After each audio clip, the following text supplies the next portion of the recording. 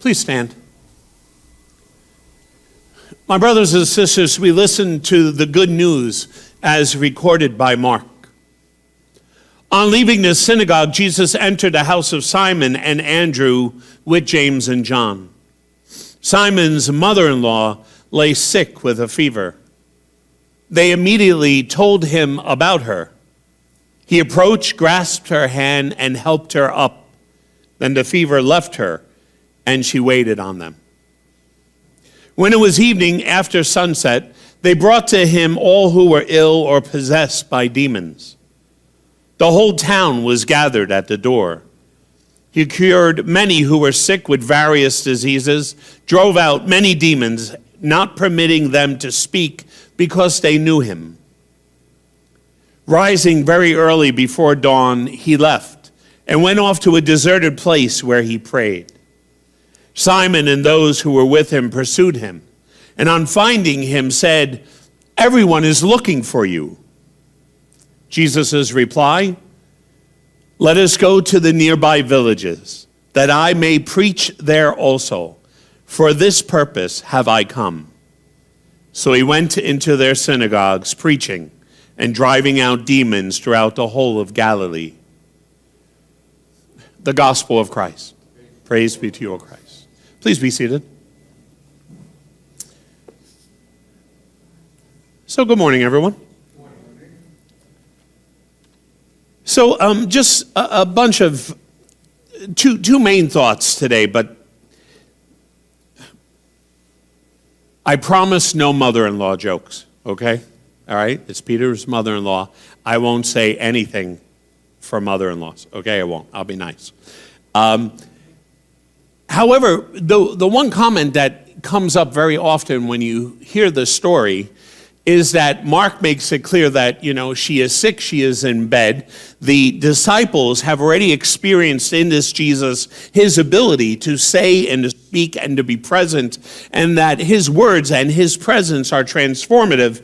They know that she's sick, they've seen him heal, they immediately tell Jesus about her, and he goes in and he takes her by the hand, and the fever leaves her, and he helps her up. Upon helping her up, though, what does she do? Like, what is her purpose? What is her goal? What is her responsibility? What's her contribution? She simply begins to serve those who are in the house. I'm wondering whether or not you and I have fulfilled all of the desires and hopes and talents and gifts that God has given us. Have we really become everything that we have been created to be? Have we really used every ounce of our energy to become everything that God has spoken us to be? Have we really moved beyond what we're comfortable with? And have we really ourselves merged out of our own fevers? Has Jesus taken us by the hand? And are we absolutely fulfilled in what it is that God would want us to do? Now, for this woman, this is pretty common in Jesus's culture and day. The woman's responsibility, their cultural norm, was that the great honor for the woman was to honor guests by providing for them. We look at this and we say, well, Jesus restores her, and then, of course, she's got to get up and cook for everybody. But that's not the world in which this is being written in. This is written in a Mediterranean world in which caring for individuals in your house, hospitality, is really the premise, the highest goal of the people who live in the house and would welcome a stranger. I'm wondering, though, if for you and I, we sometimes and somehow get stuck with our own fevers, that we think that we are simply the way we are and there's nothing more we could do, and we simply sit there. Recognize, if you will, in all this, it is the disciples who bring the awareness to Jesus that this woman is sick in bed. And so Jesus engages because other people point out to Jesus that this woman has need, which says everything about intercessory prayer. Says everything about the value that God places on us, bringing to him, even though he may already know, bringing to him situations and circumstances, because it is God's intention to touch and to raise up. The one point, too, I want you to just remember from a cultural perspective, the fact that Jesus is touching a person who is sick defiles Jesus. People who are sick generally are left off to themselves, and there is no human contact at all. Jesus was raised in this society, and yet Jesus doesn't care.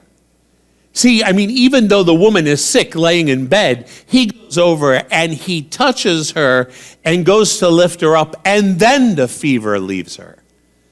Jesus isn't intimidated by social norms to be held back by what people say you can and can't do, or what you should or shouldn't do, or what makes you clean or unclean.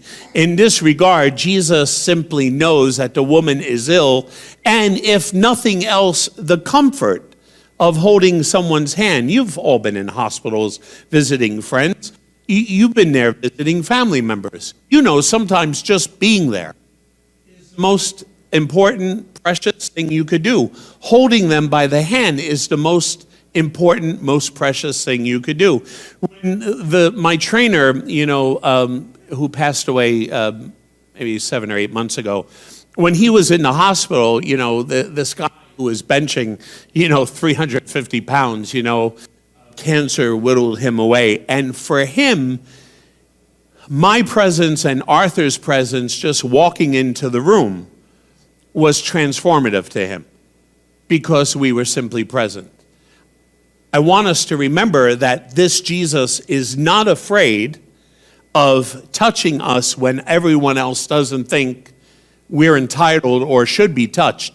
Also recognize that Jesus is doing this in a home, ordinary house, not a synagogue, not some grand, holy, sacred place, an ordinary house. Jesus is comfortable both in the synagogue. We heard about that last week, where he tells the demon to be quiet and come out of the man, right? He's in the synagogue, and he leaves right from the synagogue, and he ends up here with this mother-in-law and encounters this. I just want us to be aware that if Jesus is the embodiment of God incarnate here on earth, then Jesus is showing us that God is not afraid or is put off by the things that most people think God should be put off by, nor is he uncomfortable being in any situation or circumstance, because here he is in a person's ordinary house. Just often wonder for ourselves whether or not we actually overcome our own fevers, overcome our own demons. So, the Gospels are really big on Jesus speaks and demons are expelled. And you have to understand, in this world, in this culture, demons are a wide array of things. Depression, any type of illness. I mean, there is volume upon volume of what would be characterized as a demon. And in this case, Jesus is taking care of the people who line up outside the house. I want us to consider for a moment, what are those demons that are speaking to us, talking to us? Because notice, in each and every situation, and this is really big for Mark's gospel, Mark makes it clear that Jesus tells the demons to be quiet and get out. He doesn't allow them to speak. And I sometimes think for you and I, we give in to those voices that are inside our heads. Let's call them demons. A demon being anything other than how God and what God has spoken about who and what you are. And yet in these situations, Jesus tells the demon to be quiet, and then the person goes on their way after it's expelled. I want us to reflect on the fact that sometimes in our own minds, there are situations, circumstances, sentences. There are perceptions. There is regret. There is, the list goes on about things we have done, the way we are, our imperfections are, and each and every one of those things pulls us further and further away from God because we're listening to those voices. We're listening to that voice over the voice of God. You know what struck me this week? Really interesting. John the Baptizer is born, but the only one who gives John the Baptizer his name is God. God tells Zechariah, you will name him John. God gives the baby, Jesus, to Mary and to Joseph to raise, to discipline, and look, there had to be discipline. My kid disappears for a week in the middle of a festival and I can't find him and I'm running around Jerusalem looking for a kid. Trust me, there's going to be words. Okay, there's going to be some level of discipline around that. And if you ever notice the part in the gospel after they tell that story, from that moment on, he was obedient to them. And I think that's because Joseph took him for a walk and sort of said to him, look, you know. Anyway, my point is, as much as God had entrusted Jesus to them, who names Jesus? It's the Father. The Father gives him his identity. The angel tells Mary, you will name him. The dream tells Joseph, the angel in the dream tells Joseph, you will name him. My point is that not our personal identity names, but who we are as people, that is spoken by God and by God alone, of who and what and the value of and everything we are meant to be. That is spoken by God. That is not determined by anybody else. John is selected and named John because of his role as the prophet presenting and preparing for his son. Jesus is given the name Jesus because of what Jesus ultimately does. Jesus being the one who saves, being translated in the Hebrew, God gives that name. God alone names us. Our journey in life is to figure out what is that we are named. Our journey in life is trying to figure out what name has God given us. What is our identity? How does God see us? How does God understand and visualize us? Because in understanding or coming to grips with how God sees us and what God has prepared us for and what it is that God wants of us, then that is our purpose and our meaning in life. What the Father has called us, not what everyone else calls us, and most importantly, not what we consider ourselves. And those are the demons that still run around in our heads. And my proposal is that I think as in these situations, the minute we bring ourselves into the presence of Jesus, there is that opportunity for Jesus to tell our demons to be quiet and then to see ourselves the way Jesus, the Father and the Spirit, sees us in our everyday life. So those demons, though we may not consider them, when we talk about demons, we think of the Exorcist movie. But I do think there's a lot of negativity that runs around in our heads that is specifically there because everything around us and our situation and circumstances have brought us to this point, but it's not what God is saying of us. We're accepting what other people and even ourselves think or say of ourselves as well.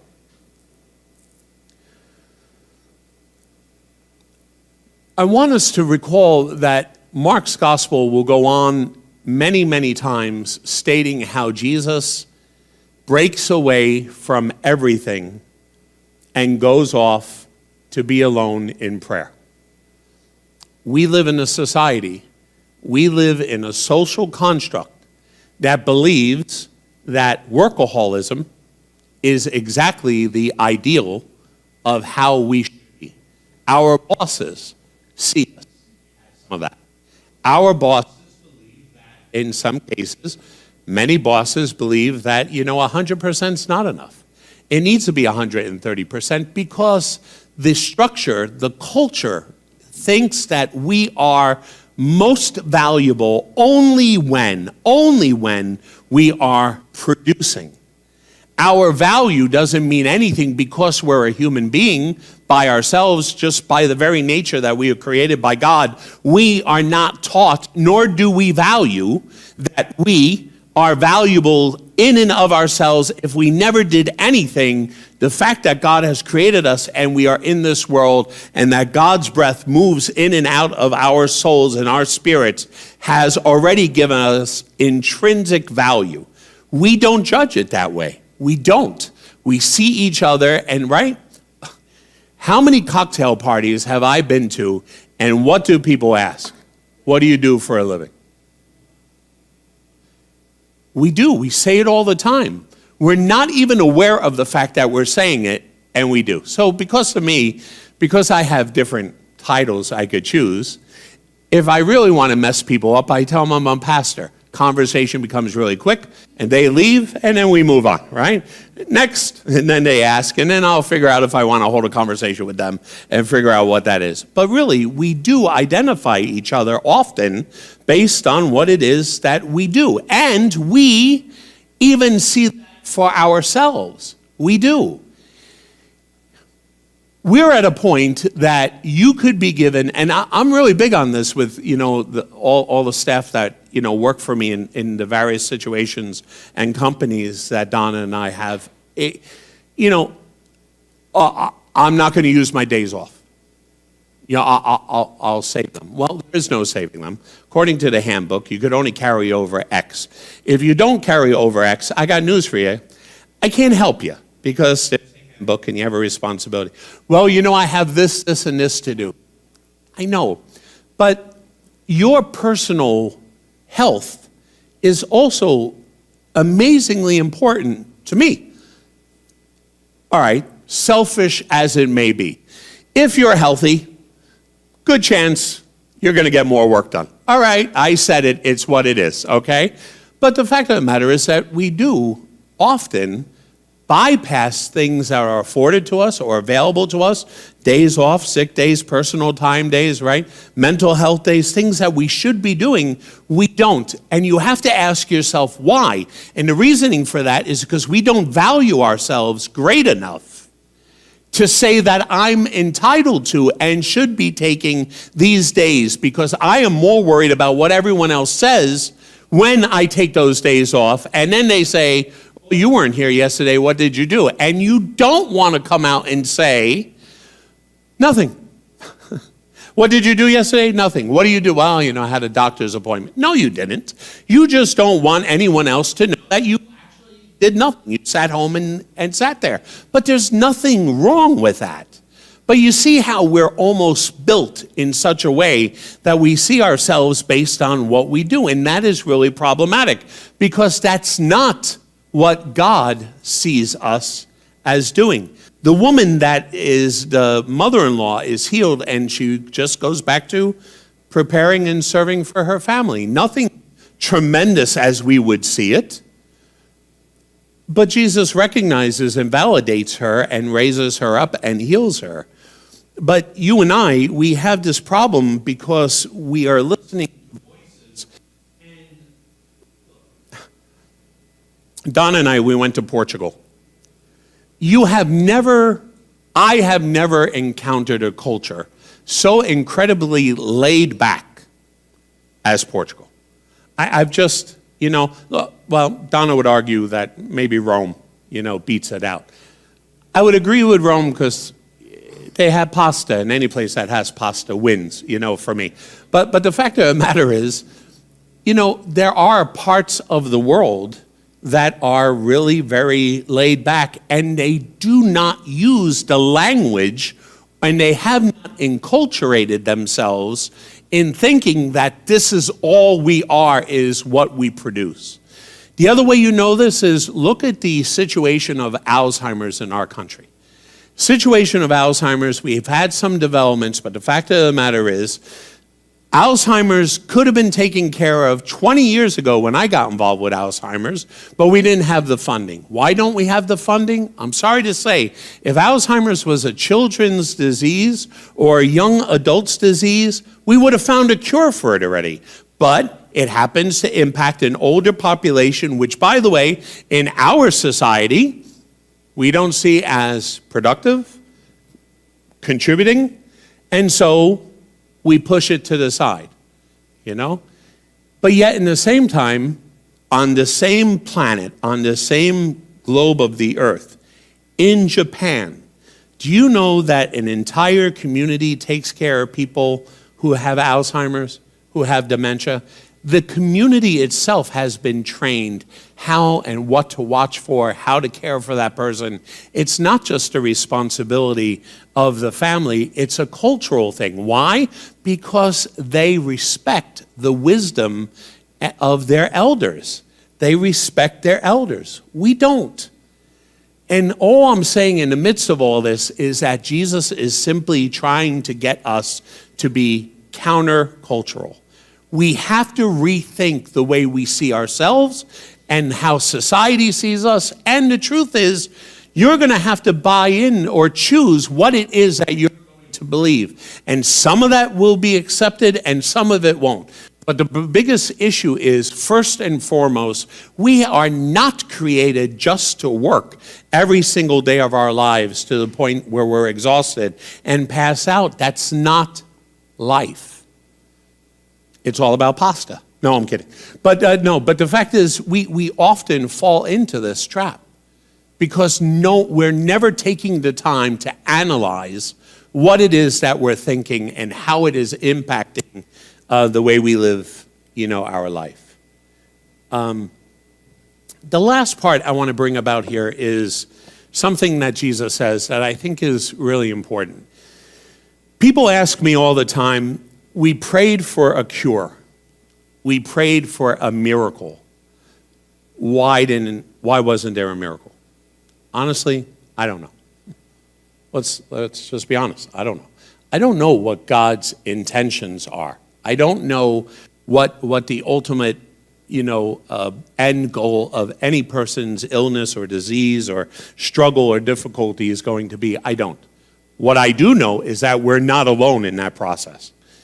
It is interesting to me that Jesus wants to move on to another town, not to heal. What does he say to his disciples when they find him out praying off on his own, sitting by himself? Oh, and by the way, that was the point I was trying to make before. Jesus' identity of who and what he is and the value of who he is and his role and his relationship with the Father does not come from his activity. It comes from his quiet time away. You have to look at that. You have to recognize that Jesus does these things, but then he goes off by himself and he sits somewhere. Why? So he could recenter and refocus. I have to tell you, we're terrible at that. And the reason I know that is because of all the people who watch our stuff on TikTok and on Facebook. Look, I'm really glad if everyone's getting fed. It's wonderful. But you have to ask yourself, why aren't we simply sitting with God? Why aren't we sitting in prayer? And for Jesus to be praying, I think, says something to us, finally, once and for all. But recognize, if you will, Jesus wants to move on to the next town. Why? He says, this is the reason for which I came, is to preach the kingdom of God. The miracles and the expulsion of demons is secondary. It's not even a primary importance. What is his main goal? It's to preach the kingdom of God. It's to remind us and to get us to rethink who and what we are and who and what we are in relationship with God the Father. And so Jesus goes and he doesn't say, let's go off and I'll do more miracles over there. No, his point is, let me go there so I can proclaim the kingdom as well. The last thing I just want to say, which I think is the essence of every single Christian, and most importantly, anyone who is a minister in any capacity, recognize, if you will, the disciples come to Jesus, they find him in the wilderness praying. which I don't know about you, but if I'm trying to get away from people and people wander up and bother me, I'm probably not going to be too pleased about that. Doesn't say anything about that. I'm ad-libbing. I'm just adding that part. But the fact of the matter is, what do they say to Jesus? Everyone is looking for you. Everyone is looking for you. See, I think that's the point of Christianity. I think the importance of Christianity is not about us. It's that we start a small spark where people start looking for Jesus. Because that's the end result. That's what you want. You know? You don't want this church. You don't want this place. You don't want this minister. You don't want this music. This isn't it. Hopefully we're a tool. Hopefully we're contributing something. But they come to Jesus and they say, everyone is looking for you. And on that point, Jesus says, great, next town, let's go. And I think that's the essence of Christianity. It's not about us. It's not about the grand things we could do. It's not about any of that. It's about trying to get people to be looking for Jesus Christ. And you and I, in our everyday life, we can do that. How we live our lives, what we talk about, what we say, how we engage, little moments where we touch one another's hands, those moments where we raise each other up. But in the midst of all that, everyone should not be looking for this church. Everyone should be looking for Jesus. God bless you.